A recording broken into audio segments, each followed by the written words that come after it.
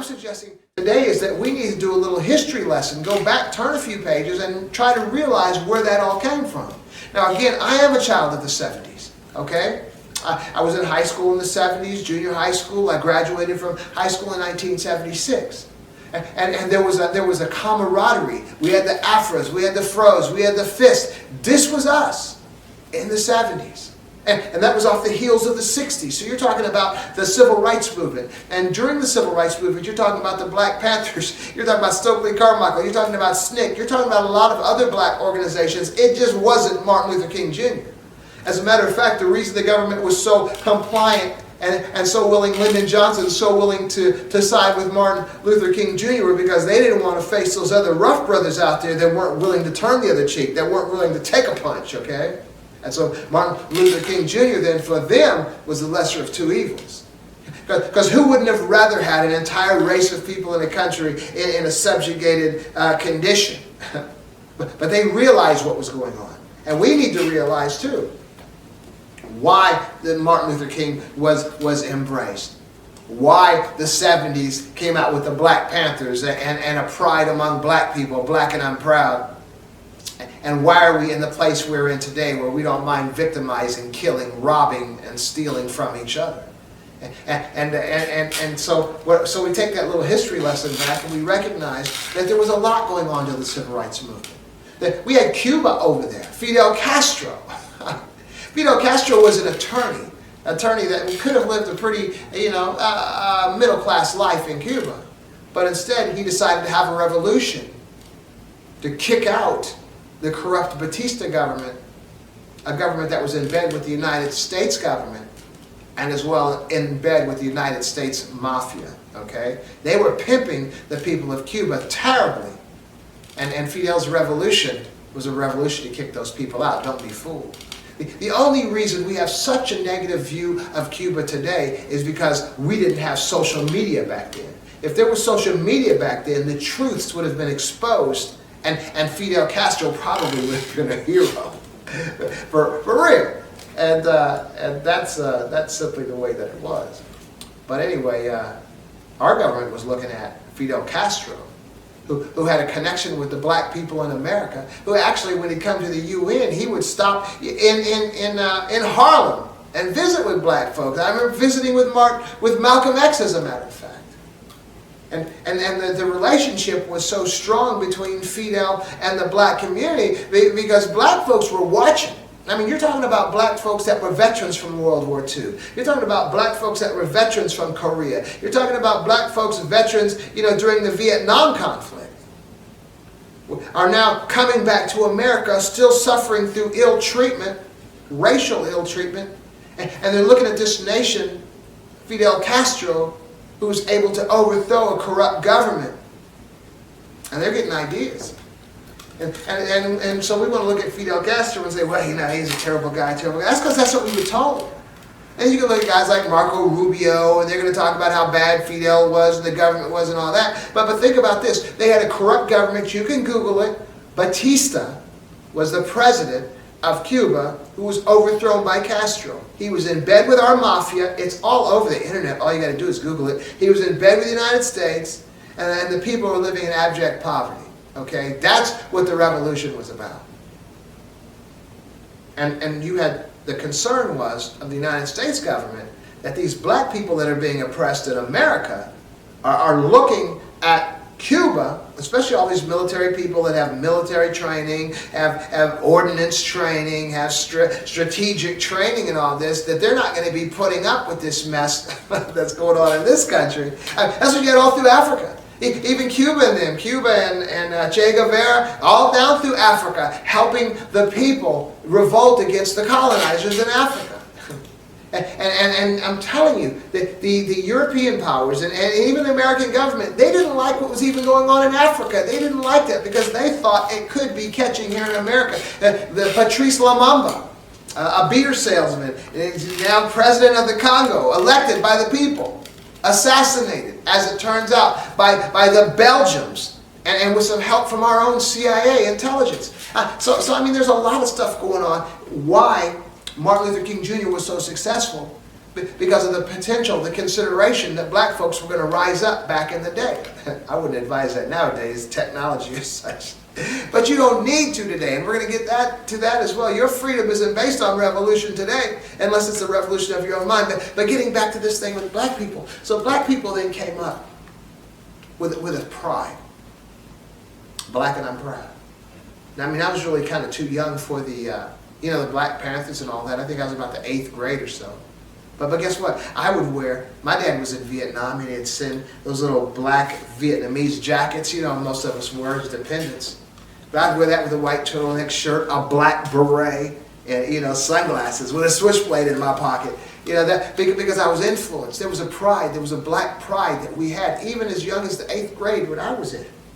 And as we began to grow older, we began to grow our afros. And see, there wasn't a consideration, even the thought of black folks being victimized like they are today with these stand your ground folks, or these people throwing racial slurs at you, or trying to put a rope around your neck, and all this stuff that we see going on today. Because white folks were afraid of black folks back in those days. They might deny it if they want to, but I was there. And I'm talking about the white teachers in school. White folks. White folks thought all black folks could fight. They didn't want to fight you. There were white folks that I knew that could probably whoop me, but I was a black guy. And they were afraid black people always had knives in their pocket. I did, but everybody did. But the point is, there was a pride that we had in the black community. White folks were respectful enough because they felt there was power in black folks, in the black community. And they felt there was going to be a revolution one day. And they were concerned what their status was going to be in America. Now for me, many of us joined martial arts. We all joined the martial arts too. You wouldn't find too many black people back in the day, in the 70s, that weren't practicing some type of martial art. That's just what we were doing. It was just a thing. It was a wonderful time. It was a time of pride, camaraderie, cohesiveness between black people. But today, something has happened. There was a division among our folks. When young black kids, young teenagers, you walk up and they'll try to ignore you and just look at you like crazy. I always speak to them. I always say, "What's happening? How's it going?" I try to keep that thing going. But then you find the brothers my age, we're all still greeting each other. There's a problem in the community that there is no cohesiveness. There's an old saying that a house divided against itself cannot stand. And even a nation divided cannot stand. But that's another story altogether. Our nation is divided and it's not standing. And as we look at the international stage with Russia and China and North Korea and Iran and all that stuff going on in the Middle East and all, there's no cohesiveness. There was nothing for us as far as success if we don't come together. But as far as black people in this nation, we need to stop victimizing each other. We need to try to recognize where that's coming from. And I believe it's coming from years and years of mistreatment, but processing that mistreatment in the wrong way. Because it's maintaining in our subconscious, and our subconscious is processing it. It's sort of like when you're eating food. You have the ability to chew up your food really well, and with your saliva begin the process of breaking down that food. But if you just don't chew your food and swallow it down, your insides are going to be doing whatever it can do to break down that food that you didn't chew up properly. And you have no idea the situation or what exactly it's going through to break down that food. What I'm saying is, if we keep our oppression on our conscious minds, and from a conscious perspective try to deal with our situations, it won't revert to our subconscious and begin responding any way that it can, simply as a means of self-survival. I think that's what we're doing today. So we don't want to trust anybody. We don't want to be friendly with anybody. We don't want to be cool with anybody. But that's our subconscious prodding, because we're not considering each other as we should. I don't know if it's the drug situation, the alcohol situation, what exactly is moving us to be that way, but something has taken away our conscious effort to respond to each other. I believe that what we do, this is how this is the psychology of us, okay? The psychology of all human beings is that we have a self-perception, okay? And so the question is, where do we get our self-perception from? We get our self-perception from the environment that we're raised in. Simply. Even as simple as the homes that we are born into and that we are raised in, we get self-perception from our families, from our parents, from our neighborhoods, from our schools, from the friends that we've chosen, from the music that we listen to. That's where we get our self-perception from, man. That's who we are. Now, this is the danger, okay? Now, we begin to think that way. We begin to get our self-perception, but what about our subconscious? What we have is our subconscious. That's the part of us that isn't really considering, thinking about what's happening, but is just moving. And we are not double-minded. Our subconscious moves to satisfy our self-perception, to bring our self-perception into a reality. So whatever we are exposing ourselves to, we are identifying with that. And our subconscious is coming up behind, moving us to become that which we've identified ourselves with. And that's where we're at today. And a lot of our issues have to do with the music. Have to do with the music industry and the media, because we're identifying with the people. We're identifying with people who we are not. We are identifying with violent people oftentimes who we are not.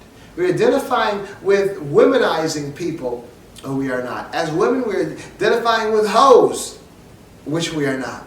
But as we identify with those groups, especially in the music, because that music can be a subconscious thing as well, as we begin to identify and our self-perception begins to identify with that, our subconscious is going to automatically move in and move us to accommodate our self-perception, and that's what we have. And so when we're being moved so much by our subconscious to be all these things that we're not, there's really no time or no space to be able to consider the things that we are really and the things that we should be. And that's where we're finding ourselves so down this twisted road into being and becoming and seeing ourselves as things that we really aren't. But as you begin to entertain the things that you really aren't, and your subconscious begins moving to accommodate that self-perception, eventually you do become that. And unfortunately, we don't even know the difference. And that's going to be a tough one. Sometimes we have to come to the place where we can step outside of ourselves, look at our life situation, and ask ourselves, is this the way that it's supposed to be? And it's a very difficult thing to do. Because most of the people, friends, and even family members that we've surrounded ourselves with have the same ills, have the same issue, have the same self-perception. So there is really no one there that loves you that's going to snap you out of that reality. Too often we have parents the same way, smoking weed around their kids, either getting high with their kids, living lifestyles that are not constructive, living lifestyles that are actually destructive in front of their kids. This is the environment their kids came up in. What are they going to be? What chance do they have? Because their self-perception is being built on what they're seeing demonstrated by their parents. Their subconscious is going to move right in. Move them to be what they're not. And that's the situation of our black community today. See our situation, and from years, even from the slave trade, all the way up through the years, there was a cohesiveness within black folks, even folks that weren't related, simply because of the suffering that they were all identifying with and identifying with each other. So the self-perception then is, we are good people, we are just being treated terribly, let's find a way to survive. So the self-perception was never negative, was never ill. It was always that survival, and we're going to need each other to survive. That was the self-perception, and that was the subconscious simply accommodated that and made us stronger and more determined to be cohesive and to help each other. And so even as we progressed through the emancipation, and then even surviving Jim Crow, even surviving ill treatment, making our way into the civil rights movement, and still surviving there, one way or the other. Either Martin Luther King's peaceful nonviolence, or Malcolm X, the ballad of the bullet, or SNCC, you hit me, I'm gonna hit you back, or the Deacons for self-defense, you shoot at me, I'm gonna shoot you back. I mean, we all had people had their self-perceptions based on their environment, but it was always positive because they had a common enemy. And then that enemy would keep them in check to where they had to be cohesive. And they couldn't lose sight of the fact that they were the innocent ones, they were the good ones, simply trying to survive, simply trying to get freedom, simply trying to get equal rights. And we came into the 70s with the Black Panthers and the Pride, which was on the heels of SNCC, which was on the heels of Malcolm X, which was on the heel of those organizations, which gave us a pride. We had Huey P. Newton, we had Eldridge Cleaver, we had Kathleen Cleaver, we had Bobby Seale.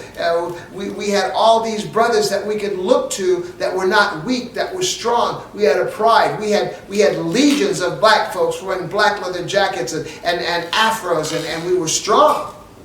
And the kids like me, influenced by that with a pride. I despised Martin Luther King, as a matter of fact. And I aligned myself with the Black Panthers, and Angela Davis, and H. Rap Brown, and all these other folks. But there was a pride there. And so then the pride itself was a positive thing because it was still the enemy. There were still the people out there trying to oppress, the negative people, the people that still didn't like you. Now we were standing together against them, watching them quake in their boots.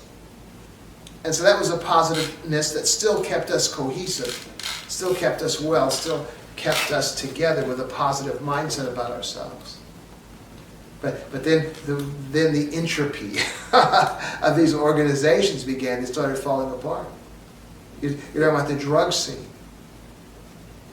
And I know there's a lot of conspiracy theories. I don't know if they're true or not as far as how the drugs got into the neighborhoods and why. A lot of times we look at those things and we think, it's a racial issue. It could have been, but probably more a money issue. The love of money is the root of all evil, But the fact is, so then we had drug dealers making money, making tons of money, and we had drug users and abusers and addicts. And then we had little folks that were hiring themselves to these drug dealers. The drugs came to the community and just began to tear apart the walls of pride, the walls of strength that we as black people had in this nation. And so without having to go through, that's where it began to unravel, and we can just zip all the way to here. So we're talking about from the 70s on up till now. 50 years, 40 years. There was a falling away. There was a falling apart of all that we had built. So I know that was a quick history lesson to kind of grasp the condition of our lives, but I don't believe it's too late to get it back together, but it will take an effort to realize that the destructive attitudes that we've had toward each other is not going to fix itself. And it's actually the tools needed. I've seen people, even my black brothers and sisters, criticizing President Obama simply because he didn't do enough for the black community. See, that again is another ill of a negative self-perception, believing that I can't make it unless somebody helps me, which actually goes all the way back to slavery, But there's one of those things where although the master, you were a slave, he still gave you food and he still gave you a place to live. And, I still need something in order to survive. No. We've gotten lost in the process. So we don't have to go all the way back to slavery to determine we need massa to give us something in order for us to survive. We just need to go back maybe to the 70s. Look at the Black Panthers. You look at the Black Panthers being a violent organization. They were just painted by the FBI as being this or being that. But the reality is, if we had social media back then, you would have seen the feeding programs that the Black Panthers conducted in Oakland. You would have seen the reading programs for kids and adults that the Black Panthers conducted. You would have seen all the good that these folks did. But see, all we got was the negative. All we got was the negative rhetoric. And there was nothing else to believe. So you don't have to go all the way back to slavery to continue believing that you have to have somebody give you something in order for you to be successful. You usually go back to the late 60s and the early 70s to realize that whatever it is you need to be successful, you can just take. And I'm not talking about violence. That was the way it was then. It was necessary. Each time has its own way. It's just too easy to get an education nowadays. And the problem is really in our communities, just the parents. Because college, I hear black folks nowadays, talking about how college is not the thing and it doesn't guarantee anything. Well, that's right if you take a major that has no potential. You take psychology, you're going to have to get at least a master's degree. You take sports medicine, and you come up in the hood just because you play basketball.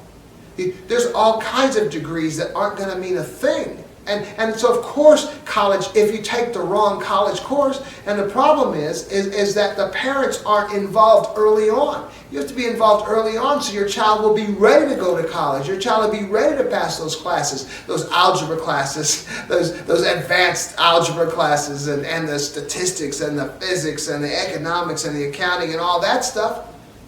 But if you're taking okey-doke courses at college, of course you're not going to get a job.